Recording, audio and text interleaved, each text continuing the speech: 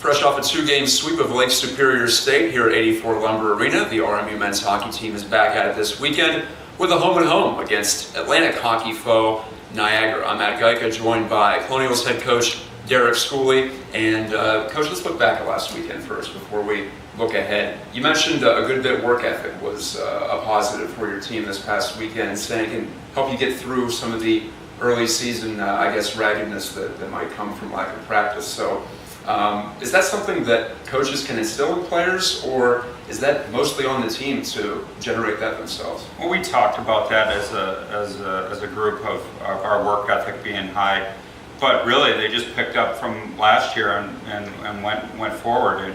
We didn't miss a beat. Our work ethic in the second half of last year was as high as it was last weekend. And I think our guys realized that they needed to work hard, and that determines a lot of games. And they realized exactly how they had to play. And like I said, you can make up for a lot of mistakes if your work ethic's high, and our work ethic was outstanding. Our effort level, our battle level, we blocked a ton of shots, and those are intangibles that go a long way at the start of the year when teams are trying to find their game. Speaking of the shot blocks, actually, you had 39 over the weekend. That's a little bit above the average of last year of 18, but right in that same baseline area. Does that factor into discussions with the team? Is that something you emphasize with the guys? Yeah, we talk about shot blocking, and we talk a lot more about it right now than we have in the past. And it's expected for you to go out and block shots. It's part of our D-zone coverage philosophy. And quite honestly, 39, I think you were a little low in your stat keeping, because I know that there was some guys that didn't get credit for any that did block some shots. And I thought that was outstanding. Our guys did a great job of blocking shots. You look at the last minute of the game on Friday, Brandon Denham blocks a big shot that goes out of the zone. And if those get through, you never know what happens around the net. And Scott Jacklin, who we didn't give credit for blocking a shot, was in a lane and broke the stick. So I think there's a lot of tangibles that can be evaluated, and you can see it. And it lifts the bench up. Our guys know that guys are selling out to block shots, and I think that they did a tremendous job, and that goes along with our work ethic. Our work ethic was high, and doing the little things to make a team successful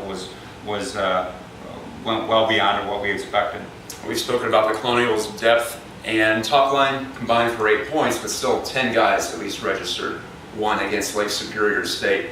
What is that like on the bench when you see line after line go out there and get the job done? Is that, like you mentioned, a boost to the team coming from shot blocking? Is that a similar effect when it comes to guys being effective no matter who's out there on the ice? Well, it's not about points, but it's nice to get them. But you get that from all lines when they have good shifts of keeping pucks in the zone offensively and battling and wearing the other team down. So we got that from everybody. All 14 forwards who played were very good at that, and it was nice to see to get secondary scoring. You know your top line is going to score, but Zach Lynch didn't score, but he was picked up by other guys.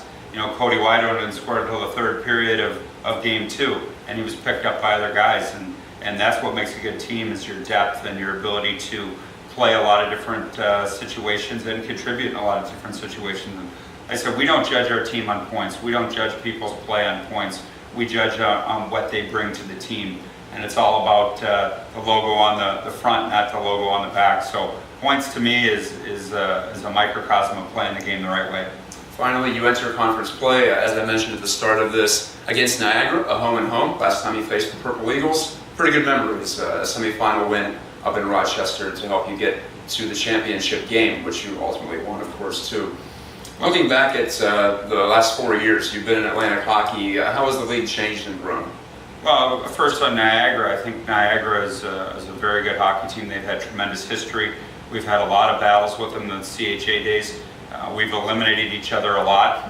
They eliminated us 3 years ago. We eliminated them last year. And it just shows the depth of their program and what a good program they have. And I imagine this weekend will be no different. But Atlantic hockey's grown tremendously. You look at the last couple of years, there's been different tournament teams every year. You've had Air Force, you've had RIT, you've had Canisius, you've had Niagara, and then us. So you've got some good depth and good quality programs, and it just seems to get better and better every year. And look at our non-conference record last weekend.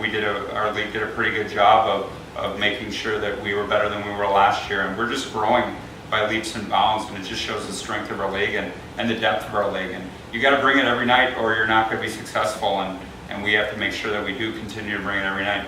Thanks for the time, Coach. Thank you. This afternoon, face-off 7:05 at 84 Lumber Arena, RMU against Niagara.